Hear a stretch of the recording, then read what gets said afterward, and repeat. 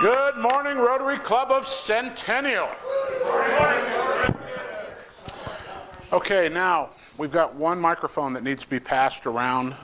So Cheryl Mayberry is doing the inspiration today. Good morning. Whenever you find yourself doubting how far you can go, just remember how far you have come. Remember everything you have faced, all the battles you have won, and all the fears you have overcome. Thank you very much, Cheryl. Hang on to it for a minute. Tripp, would you like to lead us in the Pledge of Allegiance, please? I pledge allegiance to the flag of the United States of America and to the republic for which it stands, one nation, under God, indivisible, with liberty and justice for all. All right. Just under the wire. All right. So we did find a substitute for Mr. Shattuck because he forgot the Rotary Minute today. So Kent, would you please help us out, and would you pass the microphone back?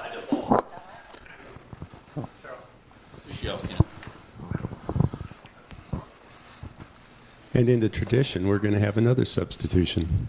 Randy just told me he has a really interesting moment. So yeah, he's probably a heck of a lot more interesting than I am. So Randy? Who else would it be, Phil? It would be me.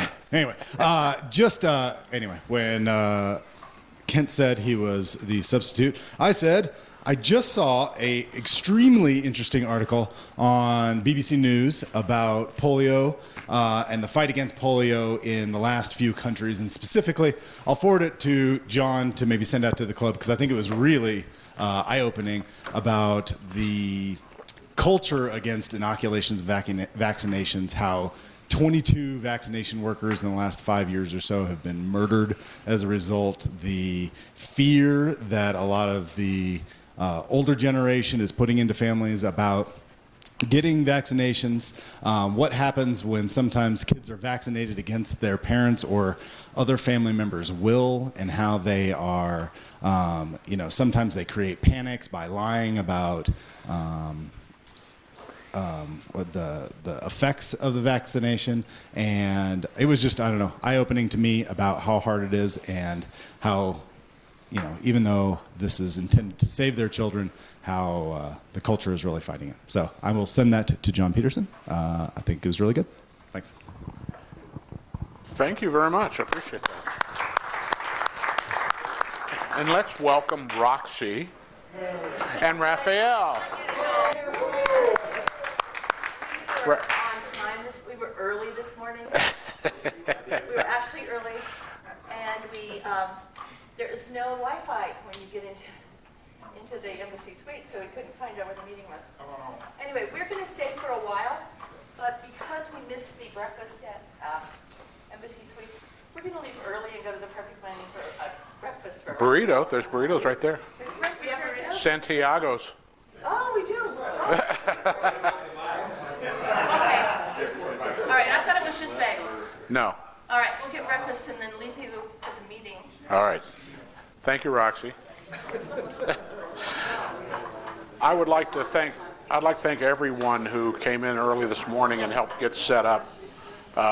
It's gratifying to see all the hands that come in and make this all happen, and not with a lot of prodding or anything else. You guys just took over. Tom, thanks for greeting today. Where are you at? There you are. And Cheryl, thanks for that inspiration. Short and timely. Very good. We don't have any visiting Rotarians. Do we? Oh, I thought you were a member already. I have a wallet today. Yeah. Okay. All right. So we'll be seeing your paperwork. Is that what we're saying? I already submitted it. You already turned it in. Okay. All right. You're kind of a shoe-in for next month. So. Okay. All right. And no guests except for our speaker that I know of. Okay. Our speaker will be introduced here shortly. And I did birthdays and everything at the beginning of the month, so we don't need to go over all that. Mr. Butler, do you have any kind of an announcement you'd like to make? Somebody find the microphone. Well, no new updates. It's still on Saturday at 5. Be patient. Parking isn't perfect, but the valet that was squashed. Our insurance company cut us off as soon as we brought it up. I have a few people already volunteered for desserts. That's great, and bring wine if you're a wine drinker. But otherwise, I think we got you covered. Thank you. Okay, very good. And everybody is RSVP'd that's going to RSVP? That's going to RSVP. I don't need everybody else to death. Yeah, everybody else will just crash. Okay. All right, Doug, do you have everything set with your shirts? No. Would you like to talk about it? Well, first of all, I apologize for not knowing there was a difference between men's and women's shirts. Doug, you're old enough to know better. Sorry about that. It was a learning experience. If you don't have the right kind of... Now, some of the shirts have been brought back, so if you don't have a shirt, after the meeting, we'll get together and you can take a look and see if there's a shirt in there that fits what it is that you had ordered. And if you haven't brought your shirts back yet, please do so next week, and we can maybe get everything straightened out then. And mea culpa, mea maxima culpa. Sorry for that. Okay. Yeah, men's are buttoned down, collars, women's are not. Okay. That was the difference I didn't understand.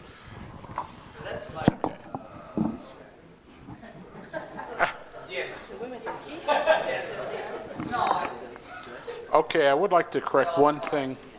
In the bulletin, it says that July 13th is the Centennial Under the Stars. It is not. July 13th is Brew and Q, just so you know. And John, is that sign up set up on the... Yes, it is. Okay, very good. So if you want to volunteer for that, please go to the website and sign up. That one's a little bit longer than the last one, so I think there's probably a couple of shifts in there.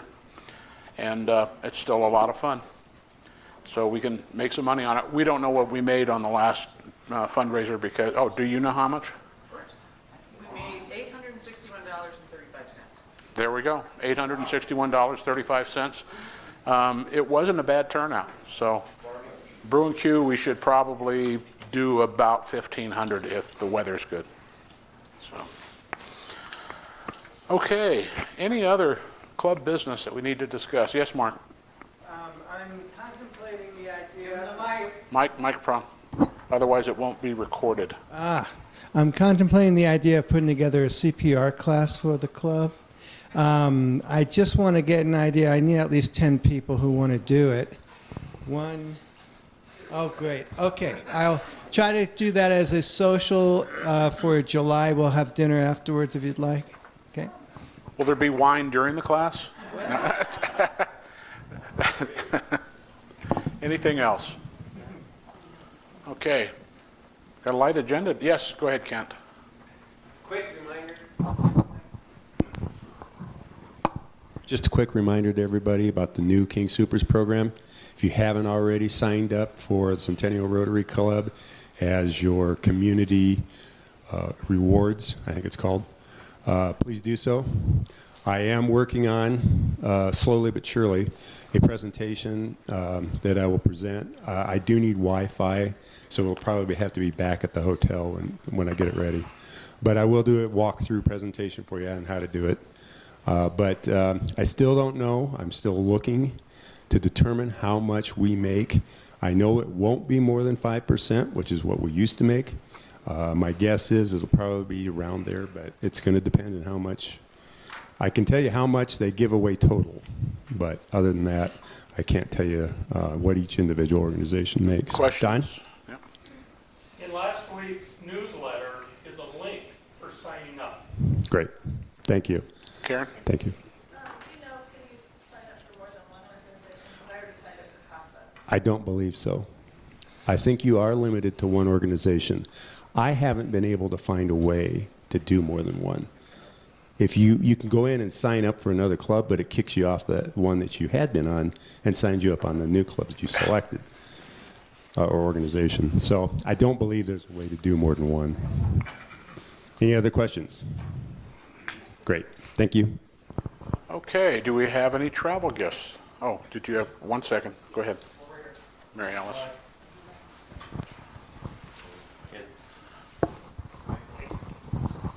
I just want to remind everybody that tomorrow night at the South Suburban Golf Course, Primetimers is having happy hour. It's a great place to go for happy hour, and you can stop by, and it's just 4 to 6. So we'd like to see everybody there.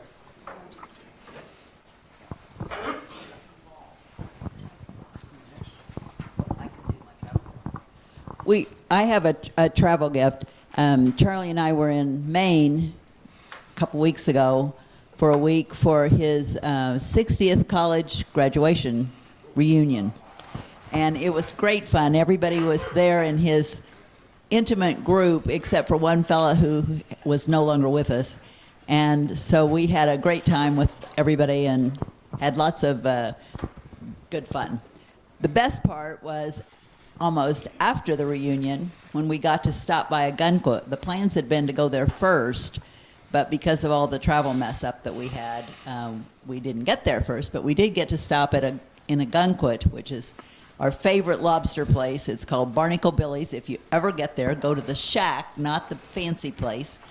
And best lobster you'll ever have in your life. They're fresh, and you pick out the one you want, if you'd like. I don't do that. But anyway. No, I don't. So, and it's all right. So anyway, we brought back oh yeah, maybe I do. Oops.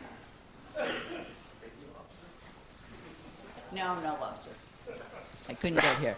A stopper with a moose on it for Maine, and for the wine bottle, and then from here, a bottle of wine. All right. Kim Crawford. Very nice. Last week I went to Iowa, my home state. I know some of you are from there as well.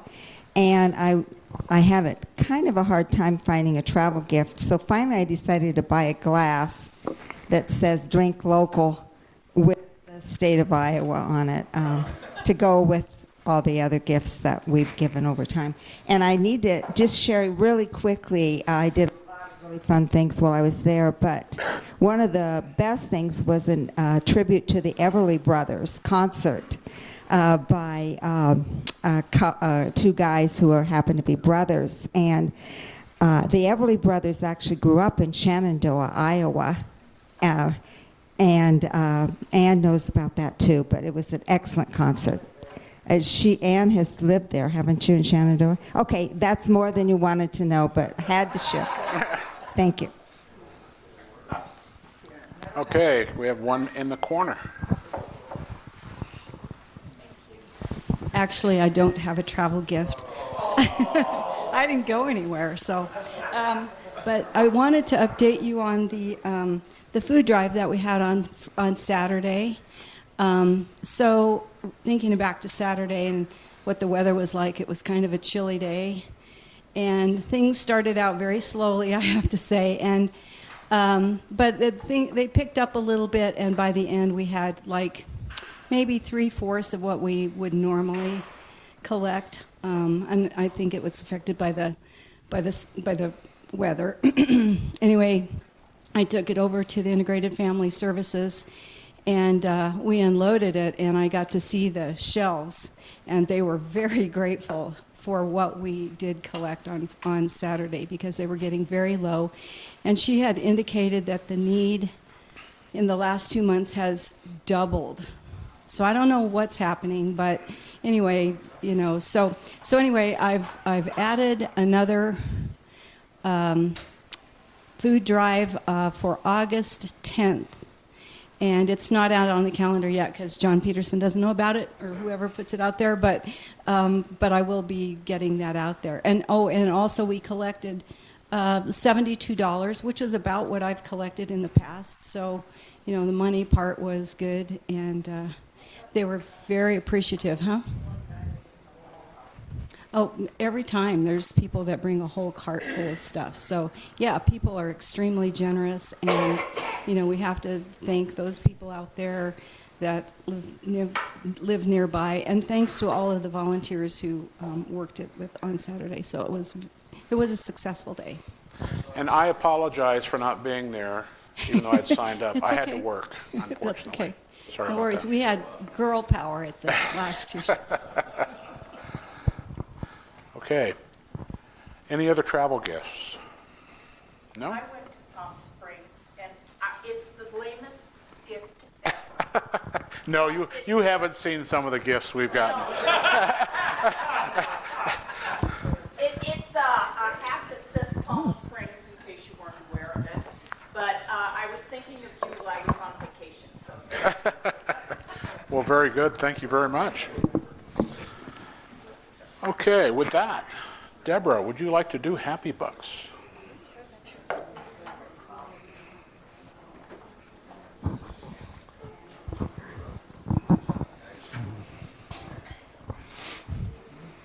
Okay, start digging. For money. Tom, want to start? I just have a buck for this beautiful day and the summer weather that's going to finally arrive this week.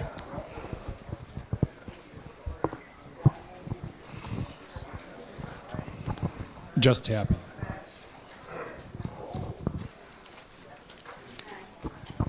Same here, just happy. Just happy.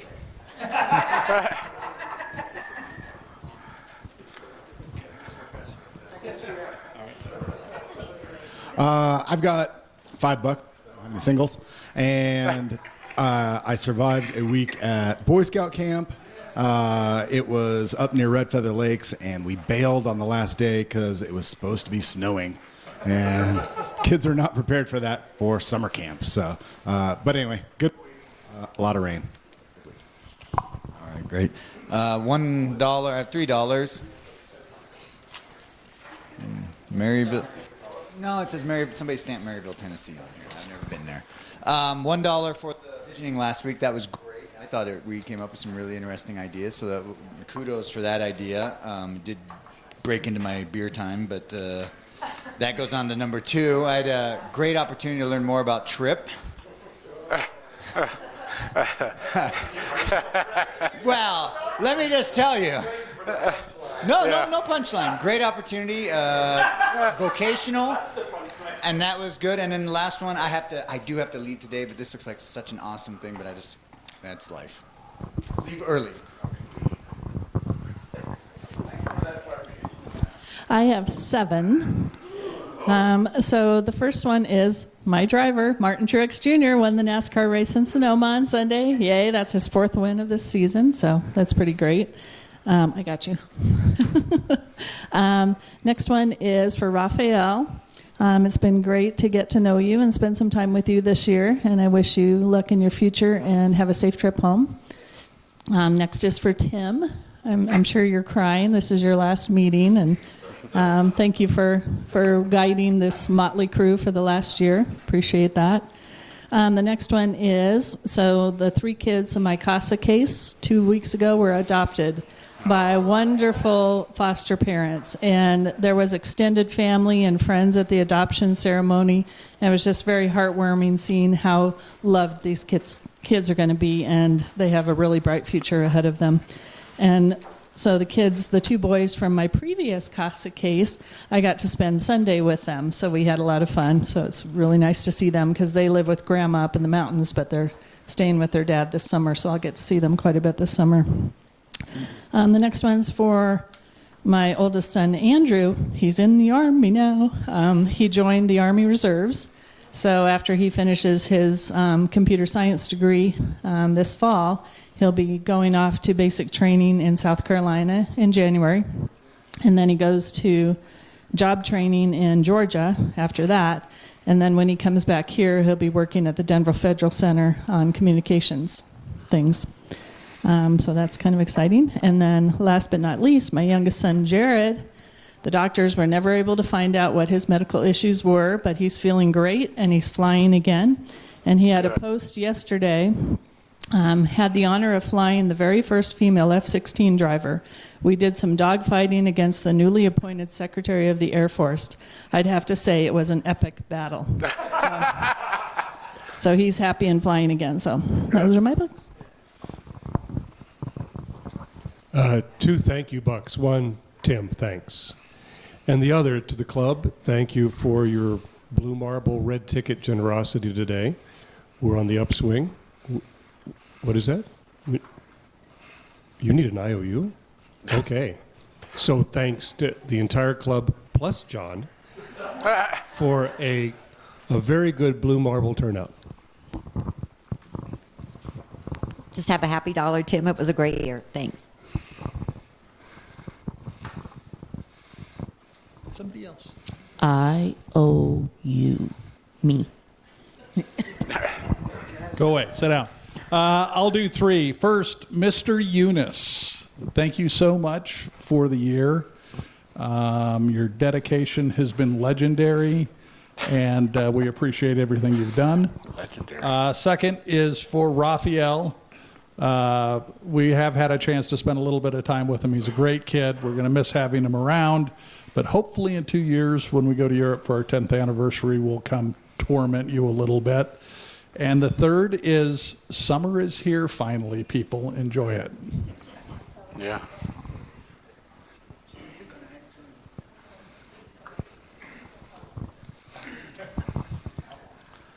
I was going to do it, and I still am, because we got to see the sun. It's been really drippy, but everything's green, and that's great. In fact, we were driving somewhere, and I said, man, it's green, because when we were in Scotland a few years ago, that was the greenest I've ever seen, but this is equal. I have one for Raphael. It's been a pleasure to get to know you and to take you to the stock show. I got $3. The first one is I'm going to join in congratulating Tim for a great year and preserving the legacy that's been going around for the club. So thank you for your time. The second one is for Samantha, wherever she is. She's in the back, hiding. For a great year coming up, congratulations, and I know you're ready. and the last one is my kids' baseball season. It's finally over this coming weekend. It's been a weird season, lots of rained out games, lots of canceled games and rescheduled, so it's been crazy. I'm really glad it's over, almost. Oh, $1 for Tim. Thanks for keeping our Rotary ship going forward. You did a great job as the captain. Good job. $1 again for Tim, and for having done a great job. We appreciate all your efforts. Thank you, Doug. For Tim, thanks a lot.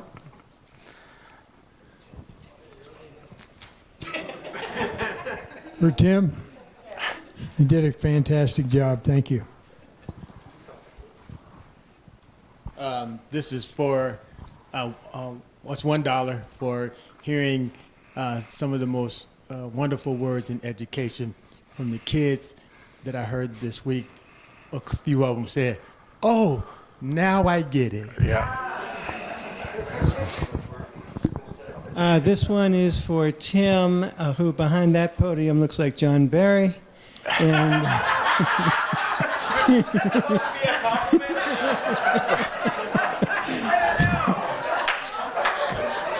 great job. So I'm going to pull a Roxy, and I found some quarters for my $1. I did. I'm pulling a Roxy. So my first $1 is for blessings and best wishes, and thanks for Tim and also for Raphael as you return home. It's been a great year, even though I feel like I've missed most of it. Sorry. And then best wishes for Samantha as she takes over this.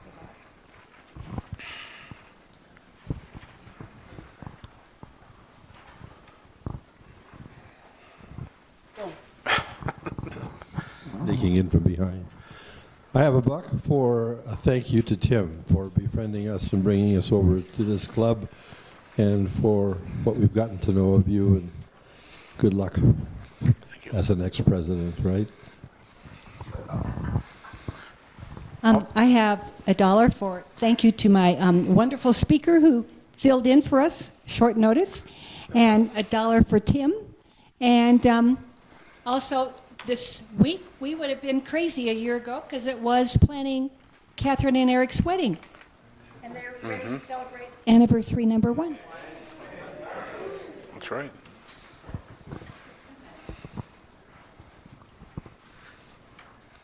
I have 4. First and foremost, I am so happy to be back in the beautiful state of Colorado. Tim, great work. Awesome leader. Raphael, we miss you all the good fortune in the world. And remember, we tried to get you into the Air Force Academy. And Samantha, congratulations on your marriage and your upcoming leadership of Rotary.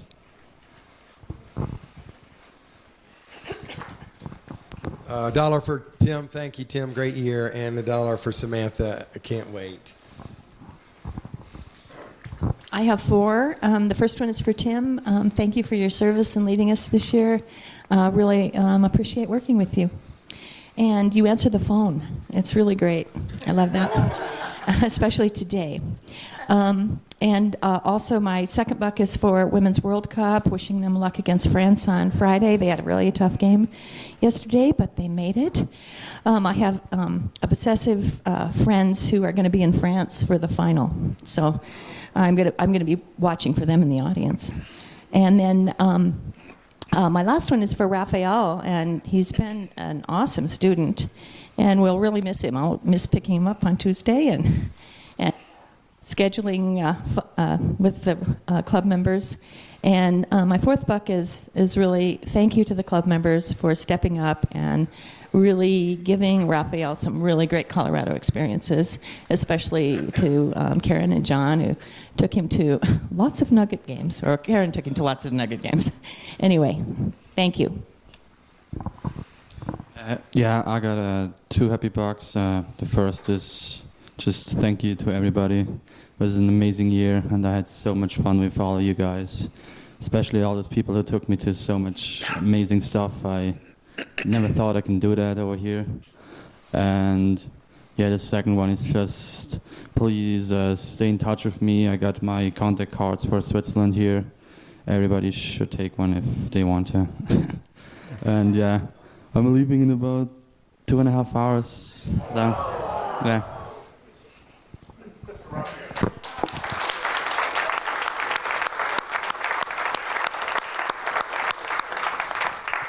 And I have a happy 5.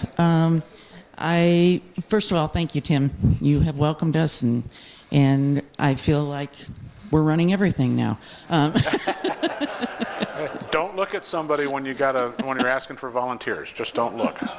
And I also am putting in best of luck to you, Samantha, in your upcoming year and for your marriage. And also, I want to say that I took my 92-year-old mother to the doctors yesterday. She is just starting to forget things, but overall, she's in great health, and I have to tell you, I was pretty worried. So it's a good checkup. That's a blessing. I just wanted to say a whole bunch of you are real optimistic about giving $1 for Tim. He could still screw up today. I'm going to wait and decide next week. Well, I could screw up at the changing of the guard, too. You never. And I have 5. I have a mic. Thanks. I have 5. 1 is for Raphael. Raphael, it's been great having you. And please keep in touch with us and keep us informed of what's going on in your life. Okay? I know everybody here would like to hear it. And this wonderful group of people. You guys are truly extraordinary. Now, John, I've been called a lot of things, but never legendary. But I expect from Samantha that it's going to be epic. So I'm not setting the bar too high, I don't think. Okay, and with that, are you going to be introducing our speaker? I am. Yeah, somebody hand her the microphone, and I'm going to get...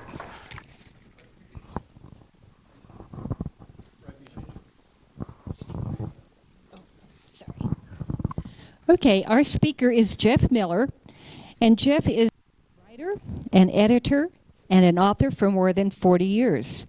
His career includes starting 6 magazines, city, regional, and national. He has editor-in-chief of 5 in-flight magazines and serving as director of communications for AAA Colorado, where he supervised its magazine, public relations, public affairs, traffic safety program, and website. He lives in Denver with his wife, Susan Burdick. And he has written, turn around, pick it up, this book, and he's going to talk about World War I.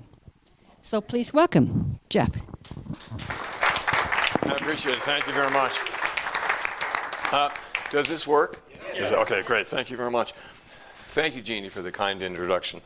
You have no idea how grateful I am to be here today, and it has to do with one particular day I spent in Washington, D.C. back a few years ago.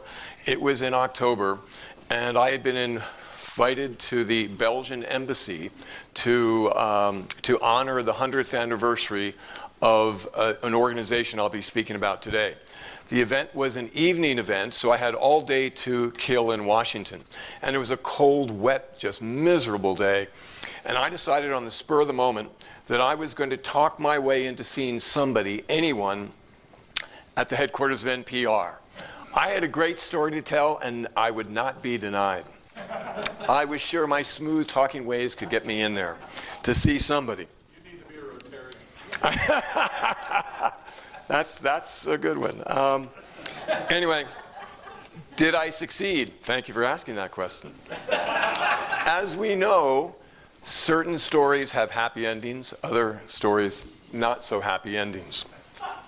After a half an hour of tough negotiations with a female armed guard, I was escorted out of the building. Not very nicely. So that's why I'm ecstatic to be here today, because you actually invited me to come speak. So thank you very much.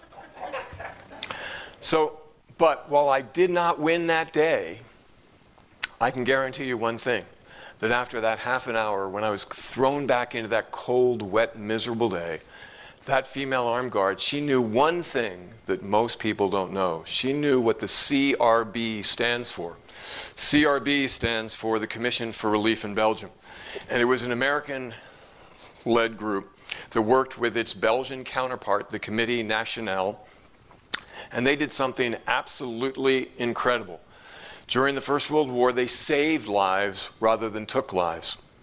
Historians generally say that approximately 9 million, maybe as close as 10 million people, soldiers, died in the First World War.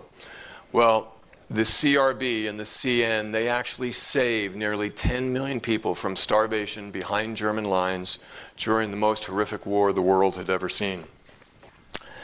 It became the largest food relief drive the world had ever seen. And it was run by and founded by Americans. And yet very few Americans have ever heard of it. Here are the facts about relief, which you might find interesting. Some of them is there was more than 5 million tons of food that was shipped every day and distributed. They spent nearly $1 billion, $1914, which is now $26 billion.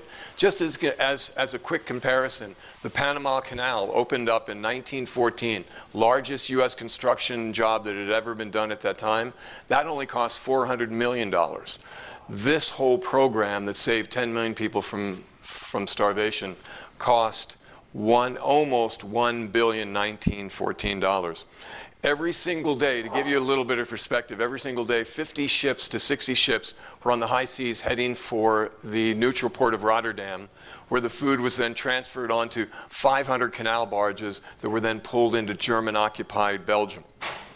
When that food got there, 40,000 Belgian volunteers prepared the food and distributed the food as well. It was an incredible feat, especially because it was taking place during the worst war that the world had ever seen. And remember, it was before TV, radio, before airlines, before internet, anything that we take for granted today. And it has a personal Colorado connection as well, which I will explain in a short bit. But why don't we know more about the CRB today? It's sad to think that this is one of the finest hours of America, and we don't remember it anymore. And we don't because of this man. Anybody have any idea who this might be? I frankly think it looks a little like Leonardo DiCaprio. Myself. The man in question was a young, dynamic engineer, mining engineer, and by the end of the First World War, he became known as the great humanitarian. Everyone in the world loved him. Everyone in America loved him. And of course, as you know, his name was Herbert Hoover. And he became then our 31st President of the United States.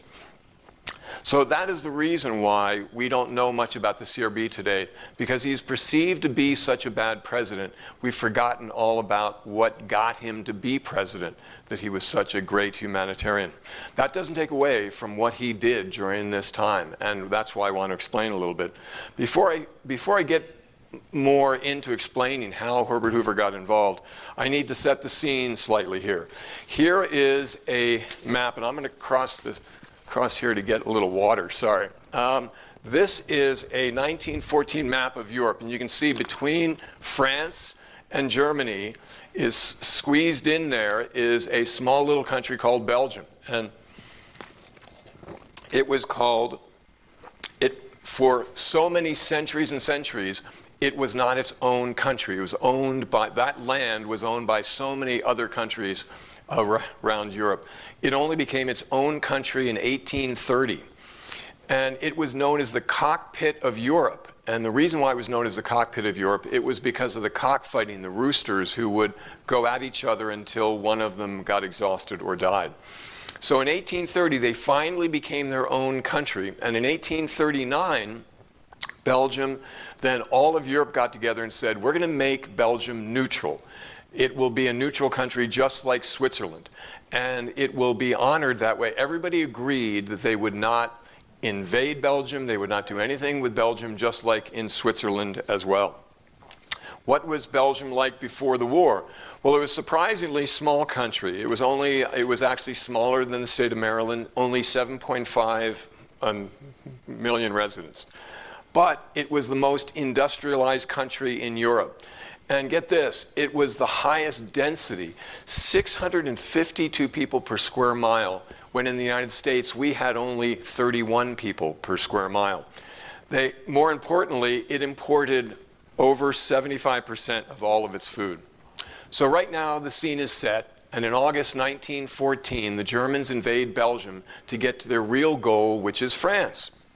Immediately, civilians are overwhelmed. The Germans begin a harsh occupation. The occupation was pretty incredible. There were no cars at the start of it. There were no cars, buses, trains, no phones, no telegrams were allowed to be used, no mail, no newspapers, no communications with the outside world at all. And you couldn't even travel anywhere from your home into any other small town or into any neighborhood without a pass from the Germans. It was basically, if you think about it, a return to medieval times. And the Germans wanted and demanded total control of Belgian life. As to the food situation, it was bad, and it was getting even worse, because the Germans had refused to feed the Belgians. The British blockaded the German territories. Industrial Belgium was shut down, and therefore all the people were thrown out of work. The majority of the crops had been destroyed during the war, and bread lines began to form. One of those with a front row seat on this potential disaster was Brand Whitlock, who was the U.S. Minister of the Legation in Brussels. He had said, we began to note a new phenomenon, new at least to Brussels, women begging in the streets. Hunger, another of war's companions, had come to town. As things got worse in Belgium, it's important to remember what was happening elsewhere beyond the actual fighting. Think about it. When the war started, it was August. What happens every August in Europe? Summer vacation. And there were over 100,000 American tourists that were trapped in Europe right away suddenly during the war. And all of these tourists had to try to get home, and all of the banking systems, all communications, all transportation systems were completely shut down. Were completely shut down. Because America was neutral, though, the American travelers could get out of the war zones if they were only able to get out of the war zones. Well, then along come these wealthy Americans who are actually overseas, and they live overseas, and they start helping those who have been travelers, who have been struggling with all this. In London, one major American figure emerged, and that was Herbert Hoover, of course.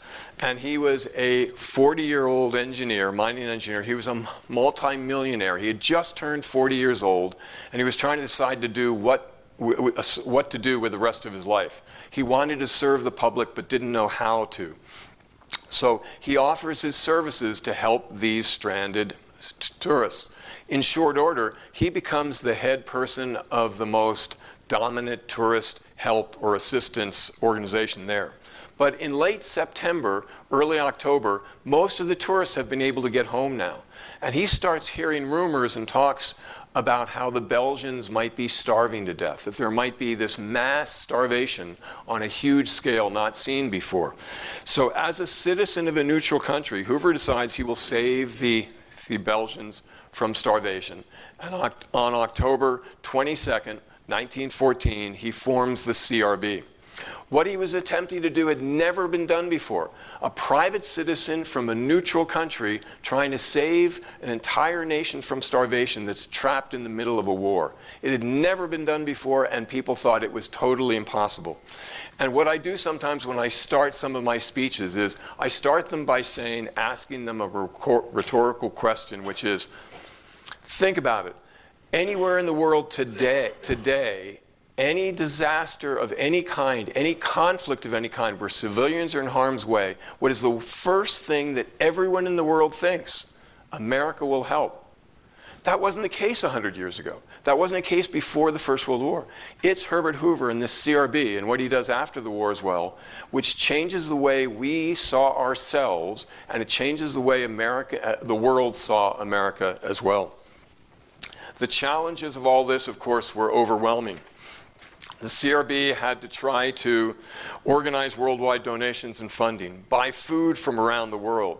Then, of course, had to ship it over to Rotterdam, as I said, and then transfer it to the canal barges. But they had to get the Germans to guarantee they would not take the food, and get all the other governments to agree as well. As if that wasn't enough, there was one other huge thing that came up, which is a very obvious one. That the English didn't believe the Germans. When the Germans said, well, we're not going to take the food, the English said, well, yeah, that's right, sure, of course they're going to take the food. So they say to Herbert Hoover, you have to have Americans go in and supervise, because America was neutral for 3 years before the war, before they got into the war. So these were observers and supervisors that the English wanted Hoover to send in to supervise and make sure the Germans didn't take the food and clothes.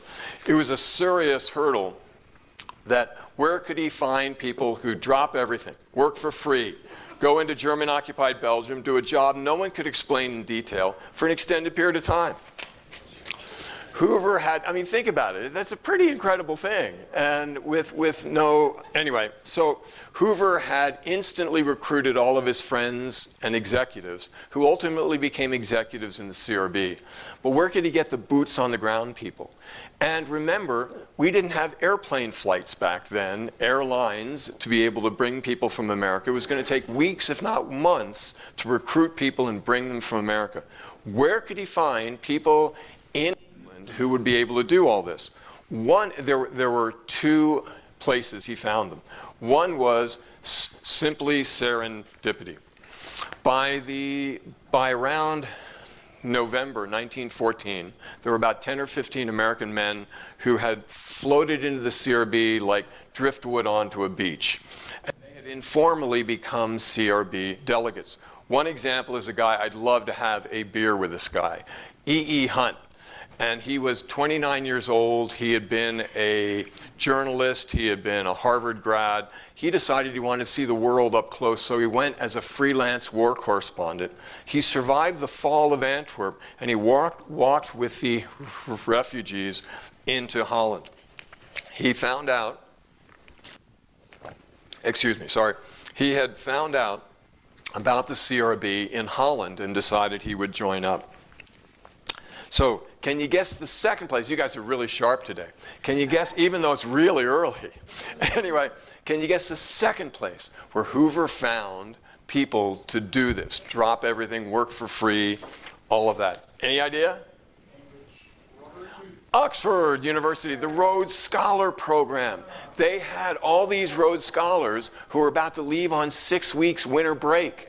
And they said, sure, we'll go. You know, they're students. They said, sure, we'll go. The first 10 CRB students went into German-occupied Belgium in early December 1914. At the time, no one had any idea what the conditions were like in Belgium or what the delegates were supposed to do when they got there.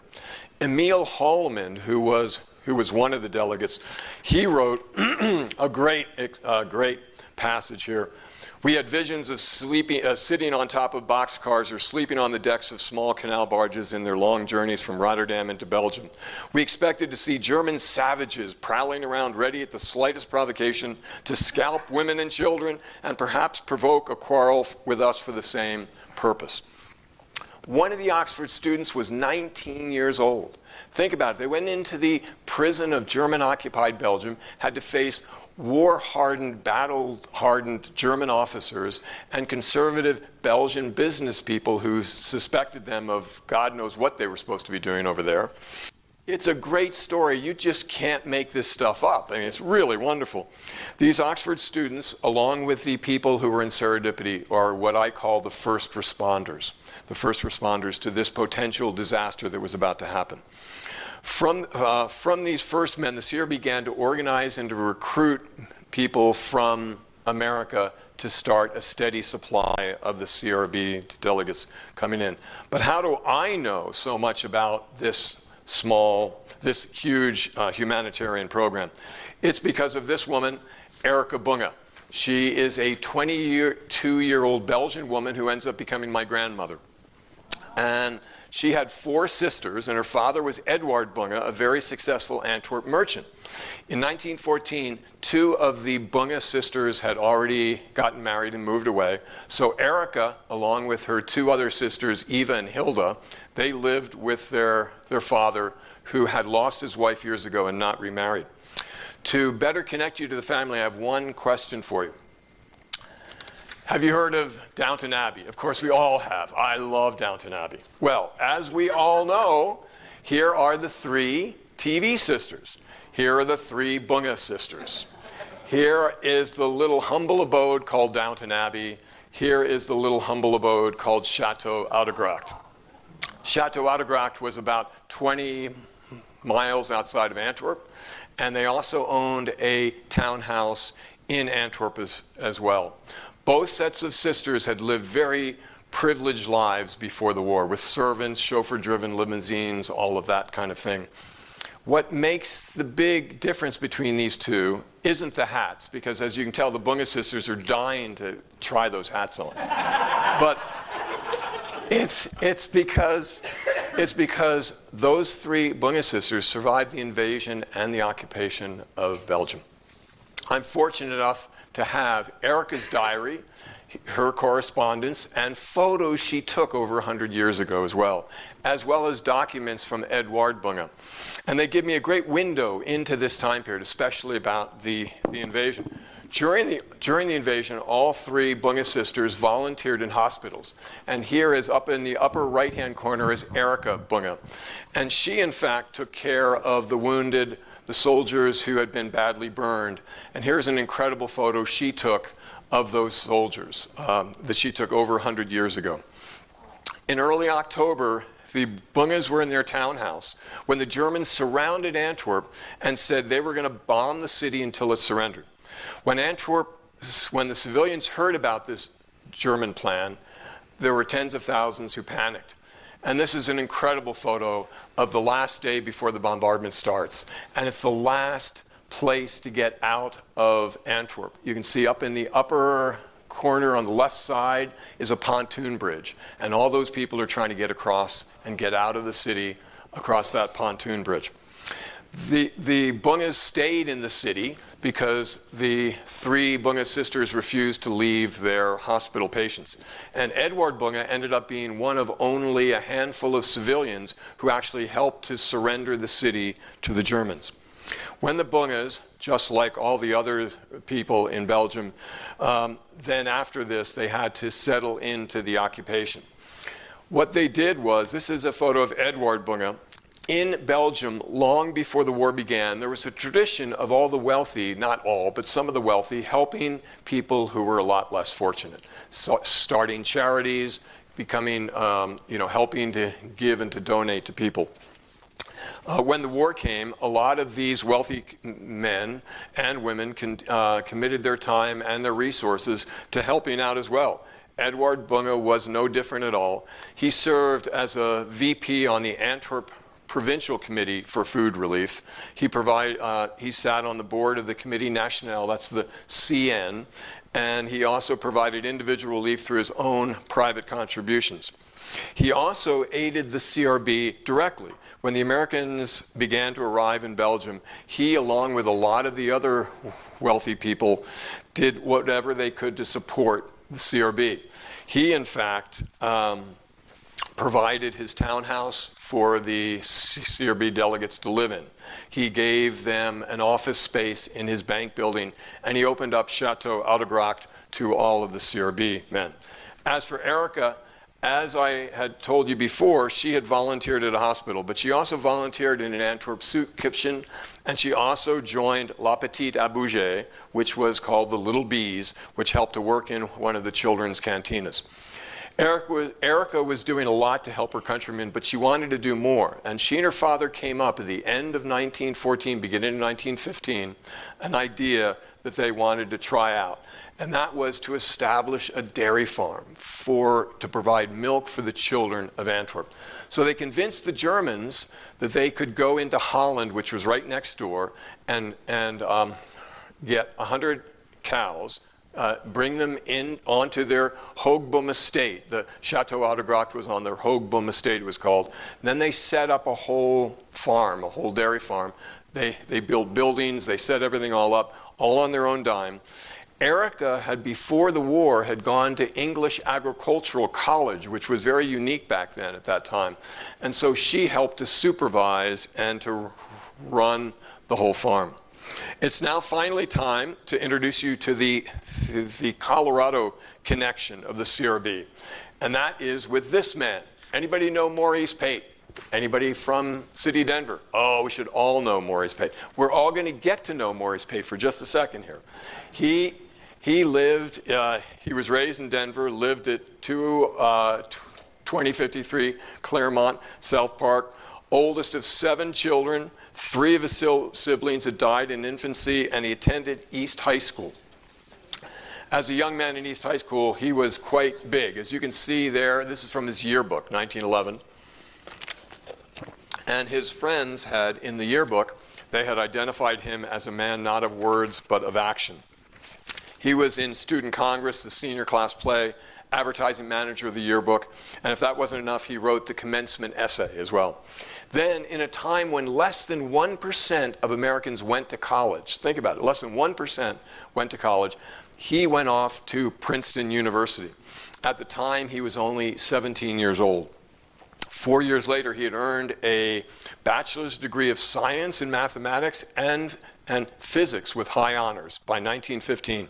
He took a job at the First National Bank in Hartley, Iowa. I think somebody was mentioning Iowa here recently. And Herbert Hoover, of course, is from Iowa. You know that as well. Good. But he knew that he wanted to do more than just be in the financial sector his life. While in Iowa, he had read about numerous stories about the German occupation of Belgium and the CRB. In spring 1916, he decided he really wanted to become part of the CRB. And he he then sent in his application to the CRB. On Wednesday, June 14th, 1916, he was told he had been accepted. 3 days later, he's on a ship heading for Belgium, heading for actually going into Rotterdam, where from Rotterdam, he then was told he was going to go into German-occupied Belgium, down into Brussels, which was their head office, was at CRB there. He was assigned to be the CRB delegate in Tournai, Belgium, which is a town close to the border with France. As Pate traveled around and as he worked in German-occupied, and he was only 21 years old when he did this, when he went into Belgium. What truly impacted him when he was in Belgium, though, was seeing war's destruction, bread lines and hunger, and also the feeding of the destitute. All those images had strong impact on the young, idealistic man. But above all the rest, one thing in particular stayed with him the rest of his life, and that was Belgium's children. And that he became focused on helping children who he felt suffered the most of the privations during war. When Pate would while Pate would only spend 1 year in the CRB behind German lines, he would go on to a whole lifetime of public service, most notably with children. After World War I, Pate worked with Herbert Hoover on the American Relief Administration, serving in the child feeding operations, the European Children's Fund, and during the Russian famine of 1921. But what Pate is best known for, obviously not in this group, but what he's best known for, is what he did after the Second World War. Anybody want to take a guess? You've gotten all the answers before. Guess on this one? No, but thank you for at least an effort. I really greatly appreciate that. He became the founder and director, drum roll please, of UNICEF. And he served from 1947 to 1965. In 1960, he was nominated for a Nobel Peace Prize, and he turned it down, the nomination. He said, I don't deserve it. UNICEF deserves it. 1965, a few months after he dies, his beloved UNICEF got the Nobel Peace Prize. So he was truly a great man who learned about public service and helping others while serving in this unknown CRB that we don't know about today. In closing, I want to say I got to know these people. I've researched this for 10 years. I have researched about 50 different CRB people and also people in Belgium as well. I feel like I've gotten to know these people so well. But there is, in fact, one CRB delegate who I did become very well acquainted with, and I would be remiss if I did not mention him today. And that is Milton M. Brown, my grandfather. And he was born and raised in Cincinnati, Ohio. He graduated from Princeton in 1913, and he was a travel lecturer on the Chautauqua circuit until 1915. He then joined the CRB in 1916. He became head of the CRB clothing department.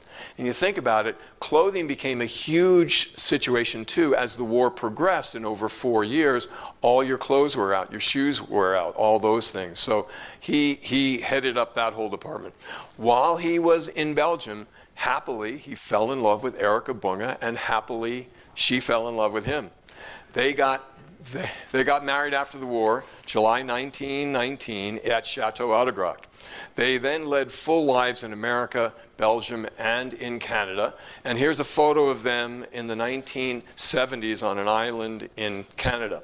I was fortunate enough to know them through my 20s.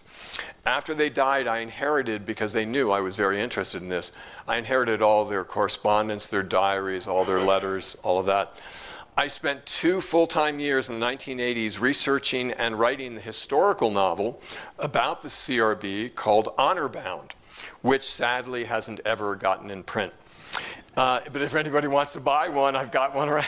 Anyway, in 2012, I committed to full-time research and writing a nonfiction book, a history book for general readers. Okay, I love David McCullough. I love people who make history come alive. And so the result of that, all those years, is World War I Crusaders, which tells the complete story of the CRB in Belgium from August 1914 until May 1917, when the last CRB delegates had to leave Belgium because America had entered the war in April of 1917.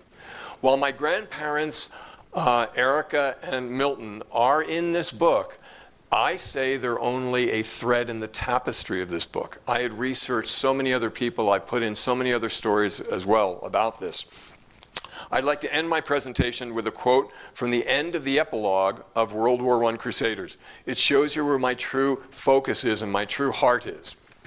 And that is, most of the CRB delegate stories have been long forgotten, innocent victims swept away by the tidal wave of the negative public opinion surrounding Hoover's efforts as president.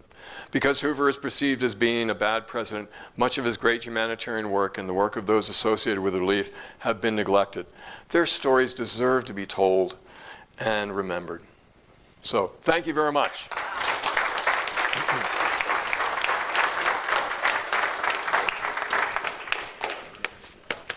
We have plenty of time for questions. Oh, yeah? Yes, sir. One comment and then a question. I was raised at 2078 Claremont. Really? I never heard. He did. I know the house. The sad thing is he never had children. He had 2 wives, but the person who loved children and did so much for children, never had children, which is, I think, part of the reason why we don't know much about him today. But the question is, did the CRB continue after the American... That's a great question. The Germans and the English, all of the people involved in the First World War, respected so much Herbert Hoover and his idea that I have to remain neutral, that they said, even after America entered the war, they said, Hoover, you can continue to run the CRB. You just can't have young Americans running around Belgium because they're spies. So they actually transferred, so Hoover ran the CRB from both America and from London, still the whole operations through the rest of the war. And then they took delegates from Holland and from Spain. Both of those were neutral, and they replaced those. Then after the war, or as soon as America entered the war, President Wilson turned to Hoover and said, you've got to run the U.S. Food Administration, it was called, during the war to conserve food for the war effort. And so he then went in and said, I'm not going to force any rationings on people. This is going to be voluntary. I'm going to get people to follow my lead of what, he was a great guy. And it became, so he started offering up all these ideas on how to save and conserve food for the war effort. It became known as Hooverizing. If anybody did anything to save food, it was called Hooverizing. And not about vacuums, it was about food. And he then went on, after the war, he went on to the ARA, the American Relief Administration, it was called, which was the precursor to the Marshall Plan in the Second World War. This was a plan, the ARA, we said, we have to feed all of Europe now, even Germany. Everybody was starving. The world was just devastated. And so they went in, and Herbert Hoover ran the ARA as well. That's why he became known as the great humanitarian, because he did all this stuff. And that's why I believe we really dislike him now. I think we perceived as a country that he was so great that when the Depression came along, we thought, oh, if anyone is going to be able to handle this, he will. And he was not able to, and therefore, as high as he had been put on a pedestal is how far he has fallen, because he was so high up. Anyway, sorry. So that, I hope that answers. Yeah. Yes, sir. Thank you. Could you tell us what happened to the Bunga family in Chateau Odebrecht, and have you been there? Yes. If I was still actively a part of this family, I wouldn't be here today. I'd be flying on a private jet someplace. But sadly, it was, and the company, which was called Bunga Shipping and then became Bunga Limited, and it's on the New York Stock Exchange. They have now 30,000 employees in 40 countries around the world. There's a book called The Merchants of Grain, a fascinating book in the 1970s written by a Wall Street Journal reporter that says there were only 5 or 6 families in the world that have controlled the food sources of the world since the 1700s. And one of them was the Bunga family. And so and my great-grandfather, Edward Bunga, had just before the war started, he had just secured the contract to provide boots for the Russian army, which was the largest standing army in the world at the time, 1 million people. So he was pretty loaded. And but he had 5 daughters. One of them, at the end of the war, one daughter had already died of the great influenza, as we know, the Spanish flu. So there were 4 daughters left when he died in 1927. So the four daughters sit down to divide, and they all have husbands now, sit down to divide up the place. My grandmother, bless her soul, my grandmother says, if you give me Chateau Oudegracht and the estate and everything in Chateau, along with the dairy farm, you guys can have the company. Wow. So she took the one thing that drains money, and the rest of the family went on to, to continue that way.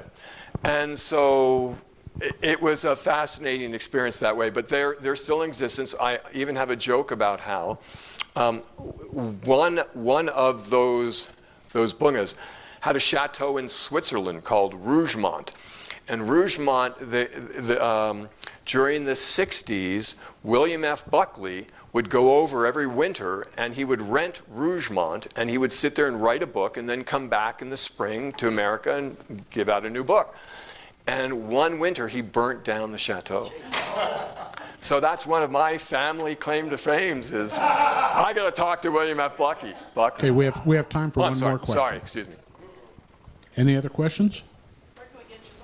Oh, Amazon thank you very much. Amazon ebooks, print books, and at Barnes & Noble. I brought 5 copies. I'm not here to sell, but I'll happily sell books, but I'm here just to tell this great story. And so it's a $24.95 book I sell for $20 flat if anybody's interested. So Once again, it's called World War I Crusaders. Oh, and it became the best book. Kirkus Reviews, which does 10,000 book reviews every year for bookstores and libraries, out of the 10,000, they give only 750 starred reviews, and they give this a star review, and they included it as one of only 100 self-published books included in their best books of 2018. They called it a tour de force history, a gripping historical narrative. No, I was like, sorry. Thank you. Okay, we have one other job for you. Yes, sir. You need to pick a ticket that's going to make something I can very do that. happy. That's easy, yes. So, Tim, I'm going to buy 2 books, and I'm going to give 1 for Extravagant. Very good. Thank you. Oh, there we go. And the last 3 digits. Last 3 digits are 237. 237. All right, Dr. Paul. Yay. There you go. Thanks, Jeff. Good. It was a pleasure. It really was. Thanks. Oh, good. Don't move. Don't move. Stay seated, Paul. Thrilled. And given your luck, one was hoping you will choose just your marbles. We'll see how that goes. It's really hot.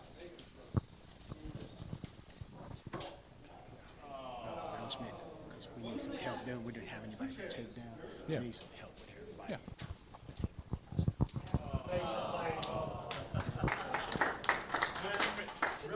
Really quickly, this is a 1916 passport.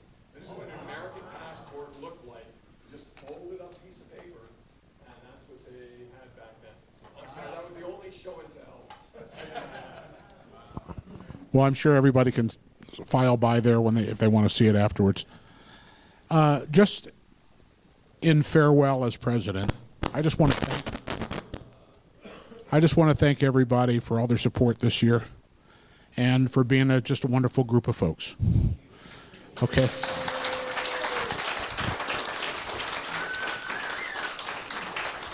Okay, so I am legendary.